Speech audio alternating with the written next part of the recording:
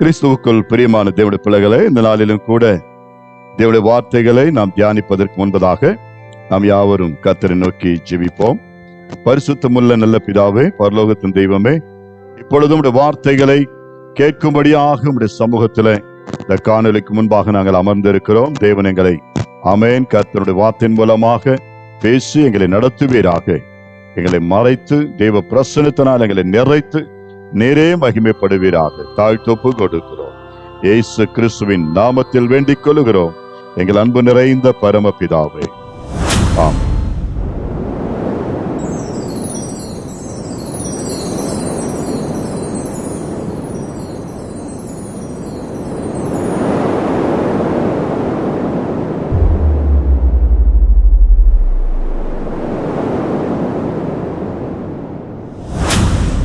கிறிஸ்துவுக்குள் பிரியமான தேவனுடைய பிள்ளைகளை, இந்த வேளையிலும் கூட தேவனாகிய கர்த்தர் கொடுத்த வார்த்தை யாக்கோபின் நிருபத்திலிருந்து 1ஆம் அதிகாரம் 5வது வசனத்தை நாம் தியானிப்போமாக.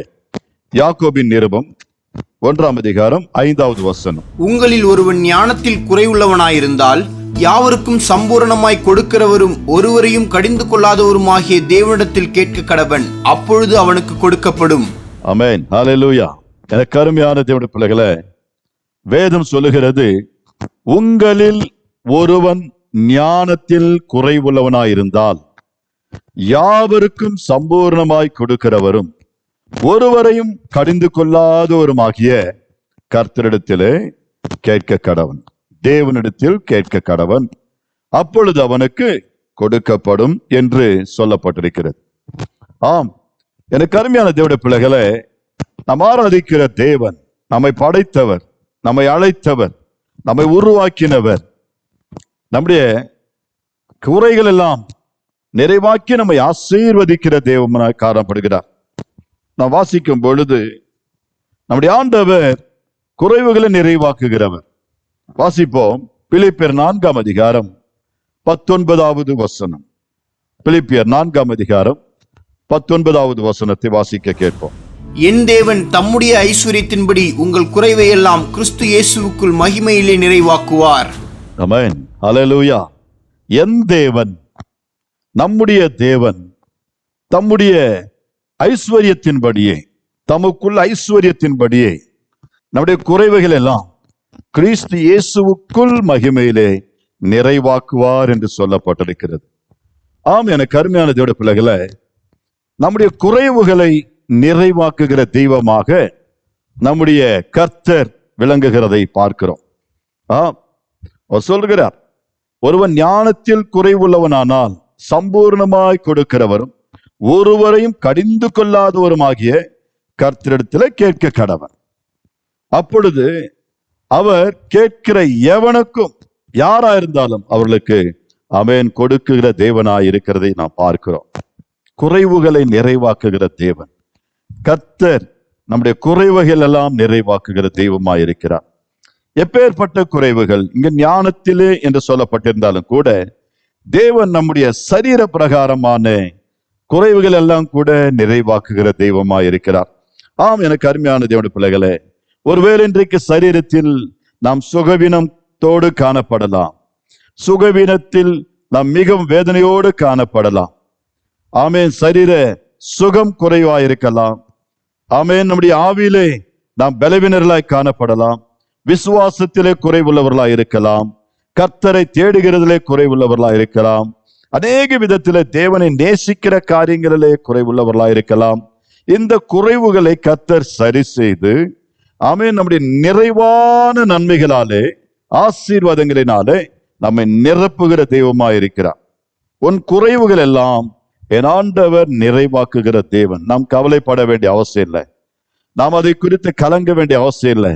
நான் குறைவுள்ளவன், ஆமென், என்னுடைய நிலைமை இவ்வளவுதான் என்று சொல்லி நாம் அங்கலாய்க்க வேண்டிய, கலங்க வேண்டிய, அடைய வேண்டிய காரியம் இல்லை. ஆமென். எனக்கு அருமையான தேவனுடைய பிள்ளைகளே, நம்முடைய தேவன் நம்முடைய குறைவுகளை நிறைவாக்குகிற தேவன். நம்முடைய கர்த்தர் நம்முடைய எல்லா தேவைகளை சந்தித்து குறையை நிறையாக்கி தேவன் நன்மையினாலும் கிருபைகளினாலும் நம்மை திருப்தியாக்கி மகிமைப்படுத்துகிற தெய்வமாயிருக்கிறார். பிரியமான பிள்ளைகளே, இன்றைக்கு அநேகர் குறைவுகளோடு கூட வாழ்ந்து கொண்டிருக்கிறதை பார்க்கிறோம். யார் நம்முடைய குறைகளை நிறைவாக்குவார் என்று ஒரு கூட்டம் இன்றைக்கு ஏங்கிக் கொண்டிருக்கிறதை பார்க்கிறோம். நான் நாளுக்கு நாள் சரீர பலவீனத்தோடு சுகமற்றவனாக தேவைகளை ஆமேன் என்னுடைய வாழ்க்கையில் எத்தனையோ உண்டு, இதை சந்திக்க ஒருவரும் இல்லாதபடிக்கு என்னுடைய பிரச்சனைகள், நம்முடைய கஷ்டங்கள், நான் இன்னும் குறைவுள்ளவனாகவே வாழ்ந்து கொண்டிருக்கிறேன். சமாதான குறைவு, சந்தோஷ குறைவு, நிம்மதி குறைவு, ஆமென், இப்பேற்பட்ட குறைவுகளோடு நான் வாழ்ந்து கொண்டிருக்கிறேன். யார் எனக்கு சமாதானத்தை கொடுப்பார்? யார் எனக்கு நிம்மதி கொடுப்பார்? யார் என்னை நிறைவான மகிழ்ச்சியோடு வாழ வைப்பார் என்று ஒருவேளை நாம் ஏங்குகிறவர்களா இருக்கலாம். நம்முடைய கர்த்தர் தெளிவாய் சொல்கிறார், சம்பூர்ணமாய் கொடுக்கிறவர் அவர். நம்முடைய ஆண்டவர் சம்பூர்ணமாய் பரிபூர்ணமாய் அவர் நமக்கு தந்து நம்மை மகிழ்விக்கிற தேவனாய் இருக்கிறார். அவர் ஒருவரையும் கடிந்து கொள்ள மாட்டாராம். ஒருவரையும் கடிந்து கொள்ளாதவர் என்று வேதம் சொல்லுகிறது. யாரையும் கடிந்து கொள்ள மாட்டார். நீ எப்பேற்பட்டவராய் இருந்தாலும் சரி, எப்பேற்பட்ட நிலையிலே நாம் அவரிடத்தில் வந்தாலும் சரி, அவர் மகிழ்ச்சியோடு நம்மை ஏற்றுக்கொள்ளுகிற தெய்வமாக இருக்கிறார். கர்த்தர் சொல்லி இருக்கிறார், ஆமென், வருத்தப்பட்டு பாரம் சுமக்கிறவர்களே நீங்கள் எல்லோரும் என்னிடத்தில் வாருங்கள் என்று நான் உங்களுக்கு இளைப்பாறுதல் தருவேன். அது மட்டுமல்ல, தேவன் நம்முடைய பாரங்களை சுமந்து இளைப்பாறுதல் தருகிற தெய்வமாக, ஆமென், நம்மை ஆசீர்வதித்து சமாதானத்தோடு நடத்தும் தெய்வமாக காணப்படுகிறதை நம்மாலே பார்க்க முடியும். பொதுவாகவே மனிதர்களுடைய வாழ்க்கையிலே குறைவுகள், வேதம் என்ன சொல்லுகிறது? எதனால் குறைவுகள் வருகிறது? ஏன் மனிதர்கள் குறைவுபட தொடங்குகிறார்கள் என்று சொல்லி கர்த்தருடைய வேதத்தின்படி நாம் தியானிக்கும் பொழுது வாசிப்போம். லூக்கா எழுதிய சுவிசேஷம் 15ஆம் அதிகாரம் 11வது வசனத்திலிருந்து நம்முடைய ஆண்டவராகிய இயேசு கிறிஸ்து இப்படியாய் சொல்லுகிறதை பார்க்கிறோம். கர்த்தர் சொன்ன ஒரு ஓமையை நாம் பார்ப்போம். எடுத்தவர்கள் வாசிக்கலாம். லூக்கா 15ஆம் அதிகாரம் 11வது வசனத்திலிருந்து 14 முடிய நாம் வாசிக்க கேட்போம். பின்னும் அவர் சொன்னது, ஒரு மனுஷனுக்கு 2 குமாரர் இருந்தார்கள். அவர்களில் இளையவன் தகப்பனை நோக்கி, தகப்பனே, ஆஸ்தியில் எனக்கு வரும் பங்கை எனக்கு தர வேண்டும் என்றான். அந்தபடி அவன் அவர்களுக்கு தன் ஆஸ்தியை பங்கிட்டு கொடுத்தான். சில நாளைக்கு பின்பு இளைய மகன் எல்லாவற்றையும் சேர்த்து கொண்டு தூர தேசத்துக்கு புறப்பட்டு போய் அங்கே துன்மார்க்கமாய் ஜீவனம் பண்ணி தன் ஆஸ்தியை அழித்து போட்டான். எல்லாவற்றையும் அவன் செலவழித்த பின்பு அந்த தேசத்திலே கொடிய பஞ்சம் உண்டாயிற்று. அப்பொழுது அவன் குறைவுபட தொடங்கி, ஆமென், பார்த்தீர்களா? வாசித்த பகுதியில ஒரு தகப்பனுக்கு 2 மகன்கள் இருக்கிறதை பார்க்கிறோம். 2 குமாரர்கள் இருந்தார்களாம். அதுல இளைய குமாரன் தகப்பனிடத்தில் வந்து தன்னுடைய ஆஸ்தியை, தன்னுடைய பங்கை தனக்கு பிரித்து கொடுக்க வேண்டும் என்று தகப்பனோடு போராடி சண்டையிட்டு ஆமென் தன்னுடைய பங்கை பிரித்து கொண்டு செல்வதை நாம் பார்க்கிறோம். எனக்கு அருமையான தேவனுடைய பிள்ளைகளே, எந்த பிரச்சனையுமே இல்லை. தகப்பனுடைய சொத்து 2 மகன்களுக்கு சரி சமம்தான். என்றைக்கானாலும் அது சிறியவனுக்கும் பெரியவனுக்கும் ஆமென் அது கண்டிப்பாக வந்து சேரப்போகிறது. ஆனால் இந்த இளையவனுடைய வாழ்க்கையில அவனுடைய மனநிலையை நான் பார்க்கும் பொழுது, இந்த தகப்பன் வீட்டில் இந்த குறிப்பிட்ட ஆமென் இந்த குண்டு சட்டியில குதிரை ஓட்டுவதை போல இந்த குறிப்பிட்ட வீட்டிலேயே நாம் வாழ்ந்து சந்தோஷமா இருப்பதை விட, நாம் பரந்த உலகத்திற்கு சென்று நம்முடைய பங்கை பங்கிட்டு கொண்டு தூர தேசத்திற்கு போய் அங்கே சந்தோஷமாய் மகிழ்ச்சியாய் மனம் போன போக்கிலே வாழலாம் என்று சொல்லி துன்மார்க்கனுடைய ஆலோசனையின்படி அவன் தன் தகப்பனிடத்தில் வந்து தனக்குரிய பங்கை ஆமென் பங்கிட்டு கொண்டு புறப்பட்டு செல்லுகிறதை பார்க்கிறோம். அவன் தூர தேசத்திற்கு செல்லுகிறான். சென்று அங்கே வாழ்வதற்காக ஆமென் அவன் வாழ்க்கையை ஆரம்பிக்கிறான். ஆனா வேதம் சொல்லுகிறது, சில நாளுக்கு பின்பு அந்த தேசத்திலே பஞ்சங்கள் வர ஆரம்பித்ததாம். அப்பொழுது இவனிடத்தில் இருந்த பணம் எல்லாம் கூட, இவன் கொண்டு சென்ற எல்லா ஆஸ்தியையும் அவன் விற்று ஆமென் எல்லாம் செலவழித்து விட்டான். இனி அவனுக்கு வருமானம் இல்லை, வருமானத்திற்கு வழி இல்லை. இப்பொழுது பட்டினினாலும் பஞ்சத்தினாலும் மிகவும் அவதிப்படுகிறதை பார்க்கிறோம். எல்லாம் செலவழிந்த பின்பு அந்த தேசத்துல கொடிய பஞ்சம் உண்டாயிற்று சொல்லப்பட்டிருக்கிறது. அப்பொழுது அவன் குறைவுபட தொடங்கினான். வாழ்க்கையில சரீரத்தில் சுகவீனம் அடைய தொடங்கினான். நிம்மதியை இழக்க தொடங்கினான். சமாதானத்தை இழக்க தொடங்கினான். அவன் குறைவுபட தொடங்கினான். நிம்மதி இல்லை. அவனுக்கு முன்னிருந்த தன் தகப்பன் வீட்டிலிருந்த அந்த சந்தோஷத்திற்கு பஞ்சமாயிற்று. அந்த மகிழ்ச்சி அற்றவனாய் காணப்படுகிறான். ஆமென், ஹல்லேலூயா. இப்பொழுது குற்ற உணர்வு வேற. தகப்பனிடத்திற்கு நான் மறுபடி எப்படி செல்வது? ஆமென், ஹல்லேலூயா. பாருங்க, அவன் சொல்லுகிறான், உம்முடைய குமாரனாக அல்ல, உம்முடைய வேலைக்காரரில் ஒருவராக என்னை ஏற்றுக்கொள் என்று சொல்லுவேன் என்று புறப்பட்டு அவன் வருகிறான். அருமையான தேவனுடைய பிள்ளைகளே, அவன் குறைவுபட தொடங்கினான் என்று சொல்லி வாசிக்கிறோம். இன்றைக்கு ஏன் குறைவுகள்? ஒரு தகப்பனுடைய வீட்டை விட்டு நல்ல நேசிக்கக்கூடிய அந்த தகப்பன் வீட்டில் அநேக வேலைக்காரர்கள், போதுமான ஆகாரம், எத்தனையோ காரியங்கள், மகிழ்ச்சி ஊட்டக்கூடிய காரியங்கள் அந்த வீட்டில் இருக்கிறது. ஆனால் அவனோ தன்னுடைய தீய நினைவுகளின்படி துன்மார்க்கமாய் ஜீவனம் பண்ண வேண்டும் என்று தன் தகப்பனை விட்டு, அன்பான தகப்பனை விட்டு, அருமையான அந்த அடைக்கலமான வீட்டை விட்டு அவன் தூரமாய் தரிஷ்டத்திற்கு வாழ வேண்டும் என்று புறப்பட்டு போகிறதை பார்க்கிறோம். இது நிமித்தமாக அவன் சந்தித்த பிரச்சனை, அவன் தூர தேசத்திற்கு போனது நிமித்தமாக அவன் சந்தித்த பிரச்சனை, அவருடைய எல்லாம் குறைவுபட தொடங்கினது. வாழ்க்கையில நிம்மதி இழந்தான், சந்தோஷத்தை இழந்தான், சரீரத்தில் பலத்தை இழந்தான். ஆமென். எனக்கு அருமையானதோட பிள்ளைகளே, அது மட்டுமில்ல, ஆகார குறைவு. அவனுக்கு வேற வழி இல்லை.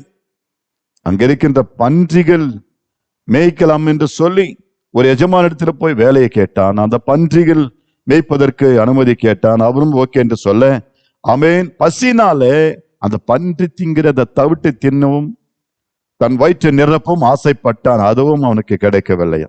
எவ்வளவு ஒரு பரிதாபமான நிலைக்கு செல்கிறதான் என்று பார்க்கிறோம். பிரியமானதோட பிள்ளைகளே, அன்றைக்கு அநேகர் அப்படித்தான். அழகான வீடு, அழகான புருஷன், அழகான மனைவி, அழகான பெற்றோர்கள், அன்பான குடும்பங்களை விட்டு தூரம் போய் தனித்து மகிழ்ச்சியாய் வாழலாம் என்று சொல்லி இன்றைக்கு வீட்டில் இருக்கின்ற தங்களுடைய கூறிய சொத்தை சுகத்தை தூக்கி கொண்டு ஆமென் தூர தேசங்களுக்கு புறப்பட்டு செல்கிறதை பார்க்கிறோம். உறவினர்களை, உற்றார், நண்பர்கள், குடும்பத்தாரை பகைத்து கொண்டு செல்கிறதை பார்க்கிறோம். ஆனால் இவர்கள் கொண்டு செல்கிறத ஆமென் அந்த தொகை அல்லது அந்த சொத்து ஆஸ்தி எவ்வளவு நாளைக்கு தங்கும்? அது ஒரு நாள் குறையதான் செய்யும். ஆனால் ஒரு குடும்பம் என்று சொல்லும் பொழுது அந்த குடும்பத்திலே எப்பொழுதும் அன்பு இருக்கும், மகிழ்ச்சி இருக்கும், சந்தோஷம் இருக்கும், அங்கு நிறைவான ஆனந்தம் இருக்கும். பிள்ளைகள், மனைவி, கணவர், ஆமென், ஹல்லேலூயா. சாப்பிட்டாலும் சாப்பிடாவிட்டாலும் கூட அங்கு ஒரு ஆனந்தம் இருக்கு, மகிழ்ச்சி இருக்கு. இன்றைக்கு அநேகர் நேசத்தை விட்டு தூரம் செல்கிறதை பார்க்கிறோம். வேதத்தில் வாசிக்கும் பொழுது கர்த்தருடைய வார்த்தை எரேமியாவின் புஸ்தகம் 2ஆம் அதிகாரம் 17வது வசனத்தில் இப்படியாய் சொல்லப்பட்டிருக்கிறது. எரேமியாவின் புஸ்தகம் 2ஆம் அதிகாரம் 17வது வசனம். உன் தேவனாகிய கர்த்தர் உன்னை வழியிலே நடத்தி கொண்டு போகும் காலத்தில் நீ அவரை விட்டு போகிறதுனால் அல்லவோ இதை உனக்கு நேரிட பண்ணினாய்.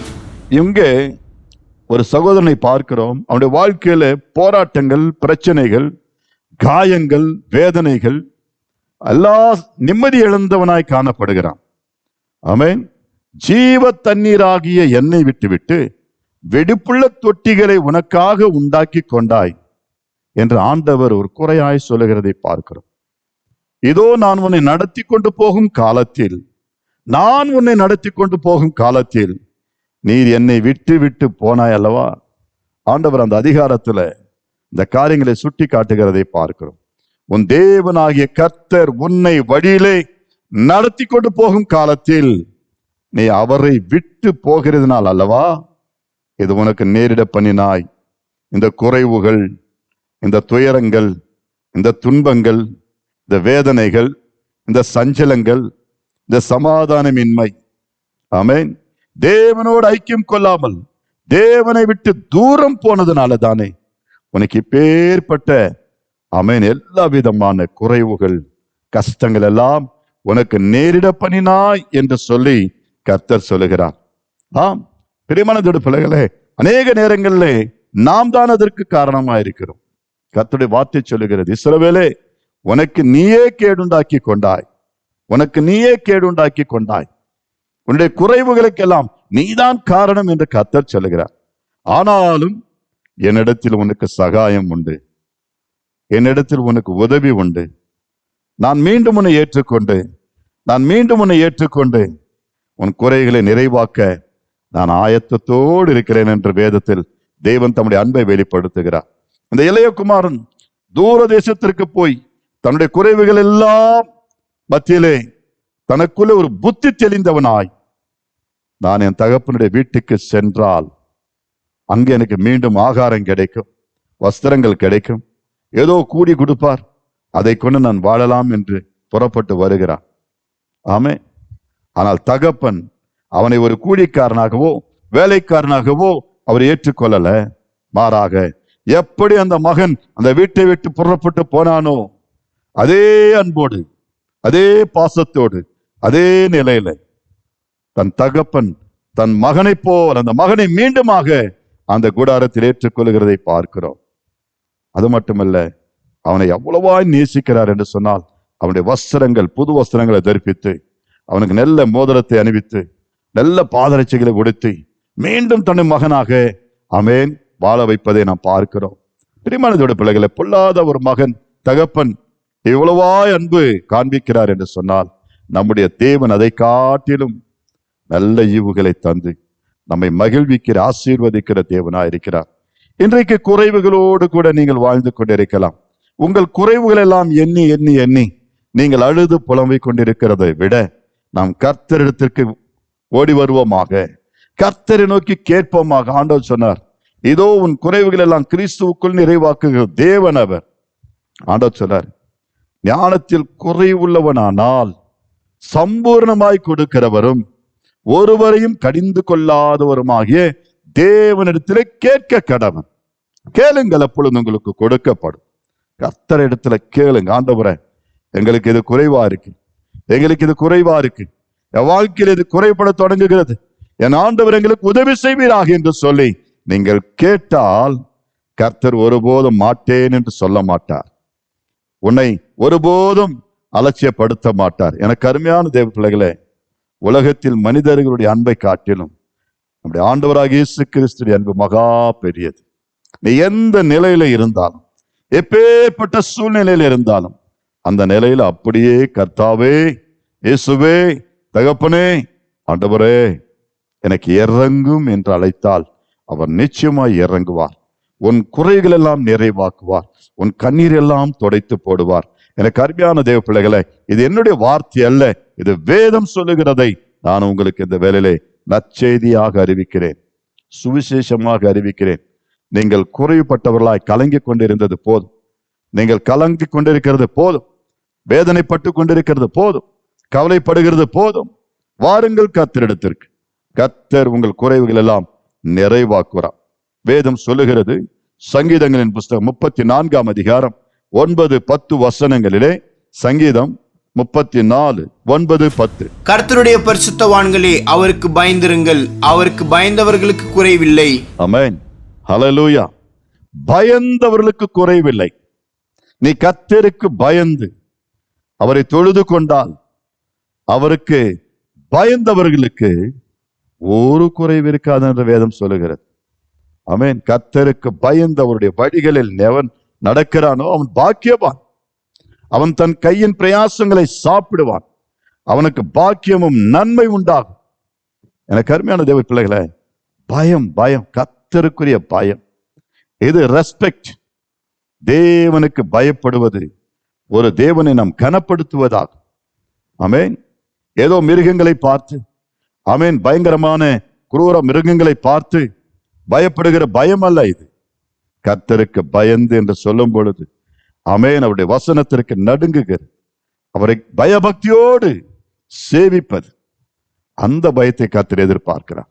நீ கர்த்தருக்கு முன்பாக உன்னை நீ தாழ்த்தி, உன்னை நீ வெறுத்தி, ஆமென், கர்த்தருக்கு முன்பாக நாம் தாழ்மையோடு காணப்படுவோமே. ஆனால் எனக்கு அருமையான தேவ ஜனமே, கர்த்தர் நம்மை நிச்சயமாய் குறைவுகள் எல்லாம் நிறைவாக்கி அவர் மகிமைப்படுத்துவார்.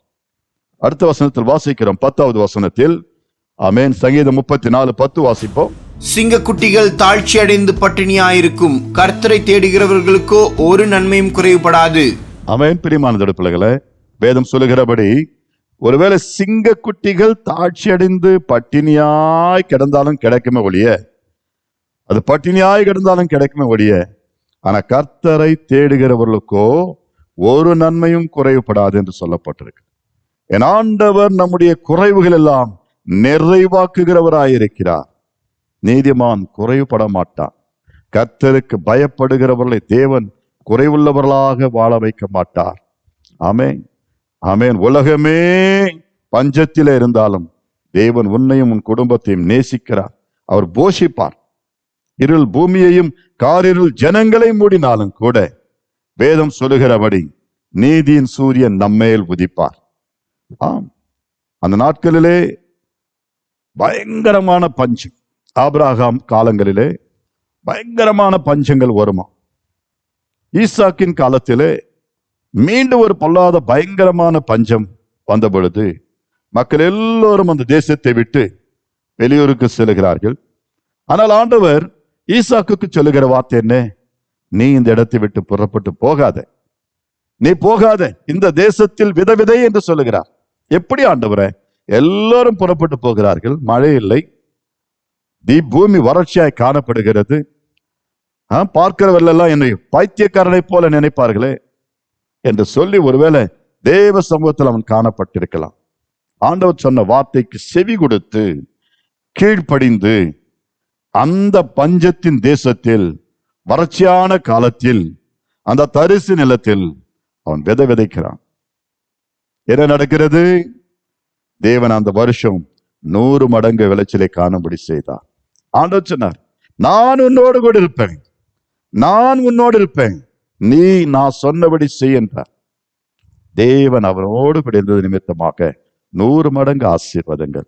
இன்றைக்கும் கர்த்தர் நம்மோடு இருப்பாரே, ஆனால் கர்த்தர் நமக்கு துணையா இருக்கும் பொழுது நம்முடைய குறைவுகள் எல்லாம் நிறைவாகும். அதுதான் வேதம் சொல்லுகிறது. இஸ்ரவேல் ஜனங்களை கர்த்தர் எப்படி நடத்தினார்? உபாகம புஸ்தகம் 2ஆம் அதிகாரம் 7வது வசனத்தில் நாம் வாசிக்கிறோம். வேதம் சொல்லுகிறது, உபாகமம் 2:7 வாசிங்க. உன் தேவனாகிய கர்த்தர் உன் கை கிரியைகளிலெல்லாம் உன்னை ஆசீர்வதித்து வருகிறார். இந்த பெரிய வனாந்தர வழியாய் நீ நடந்து வருகிறதை அறிவார்.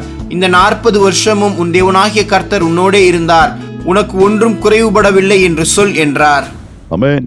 இப்போ சொல்லு, கர்த்தர் சொல்லுகிறார், நீ போய் சொல், உன் தேவனாகிய கர்த்தர் உன் கை கிரியைகளை எல்லாம் உன்னை ஆசீர்வதித்து, அவர் தேவன் இந்த பெரிய வனாந்தரத்திலே, இந்த பயங்கரமான வனாந்தர வழியாக நீ நடந்து வருகிறதை அவர் அறிவார். உன்னுடைய பாடுகளை அறிவார், நீ படுகிற கஷ்டங்களை அறிவார். நீ எவ்வளவு பட்டினியா, எவ்வளவு நாட்களாய் எப்படியெல்லாம் துயரப்பட்டு கொண்டிருக்கிறாய் என்பதை அவர் அறிவார். பிரியமான தேவனுடைய பிள்ளைகளே, இந்த 40 வருஷம் தேவனாகிய கர்த்தர் உன்னோடு இருந்தார், இருக்கிறார், இருப்பார். உனக்கு ஒன்றும் குறைபடாது. ஆண்டவர் சொல்கிறார், ஒன்றும் குறைபடவில்லை. இந்த 40 வருஷம் குறைபடலையே, இந்த மீதி இருக்கிற வருஷங்களை உனக்கு குறைவுகள் வருமா? ஆண்டவர் சொல்றாரு, நான் உங்களோடு இருந்தேன் அல்லவா? 40 வருஷம் உங்களோடு இருந்து உங்கள் குறைகளை நிறைவாக்கி இருக்கேன். உங்கள் வஸ்திரங்கள் பழமையாய் போகவில்லை. உங்கள் பாதத்திலே ஆமென் நீங்கள் அணிந்திருந்த அந்த பாதரட்சிகளையும் ஆமென் அவைகள் பழமையாய் போகவில்லை, தேய்ந்து போகல. தேவனுடைய அற்புத கரம் அவர்களோடு கூட இருந்தது. எனக்கு பிரியமான தேவ ஜனமே, இந்த வேளையிலே நம்முடைய குறைகள் எல்லாம் நிறைவாக்குவதற்கு கர்த்தர் நம்மோடு இருக்கிறார். உன் குறைகளை நிறைவாக நாம் வாயத்திறந்து கேட்கணும். ஆண்டவரே, நான் இவைகளில் குறைவுள்ளவனாய் இருக்கிறேன், நான் விசுவாசத்திலே குறைவுள்ளவனானால் என்று சொல்லப்பட்டிருக்கிறது. ஞானத்திலே குறைவுள்ளவனானால், உன் சரீரத்திலே குறைவுள்ளவனானால் என் ஆண்டவர் சம்பூர்ணமாய் கொடுக்கிற தேவன், உன் குறைவுகளை நிறைவாக்குகிற தேவன். நிச்சயமாகவே இந்த ஒரு விஷயம் நீங்கள் கேட்டு பாருங்க, கர்த்தர் உன் குறையை நிறைவாக்கி மகிழ்ச்சியினாலும் ஆனந்தத்தினாலும் சமாதானத்தினாலும் உன்னை நிரப்புவார். கர்த்தருடைய வேதம் சொல்லுகிறது, 1 கொரிந்தியர் 13ஆம் அதிகாரம் 10வது வசனத்திலே வேதம் சொல்லுகிறது, 1 கொரிந்தியர் 13:10 வாசிப்போம். நிறைவானது வரும்போது குறைவானது ஒழிந்து போம். எனக்கு அருமையான தேவ ஜனமே, நிறைவானது உனக்குள் வரும் பொழுது, நிறைவானது உன்னிடத்தில் வரும் பொழுது, உன்னுடைய குறைவுகள் எல்லாம் நிறைவா, அந்த குறைவுகள் எல்லாம் ஒழிந்து போ, ஆட்டோமேட்டிக்கா டைலட் ஆகும். உனக்குள்ள ஒரு மிகப்பெரிய நிறைவான மகிழ்ச்சி, நிறைவான சந்தோஷம், நிறைவான பலன், நிறைவான செழிப்பு, நிறைவான ஆசீர்வாதங்கள் ஆட்டோமேட்டிக்கா உனக்குள்ள வந்துவிடும். எப்பொழுது நிறைவானது வரும் பொழுது இந்த குறைவானதெல்லாம் ஒழிந்து போகும். எது நிறைவானது அதனை அறிந்து கொள்ளுமா? வேதத்தில் வாசிக்கிறோம். சங்கீதங்களின் புஸ்தகம் 19ஆம் அதிகாரம் 7வது வசனம். சங்கீதங்களின் புஸ்தகம் 19ஆம் அதிகாரம் 7வது வசனம். கர்த்தருடைய வேதம் குறைவற்றதும் ஆத்துமாவை உயிர்ப்பிக்கிறதுமாயிருக்கிறது.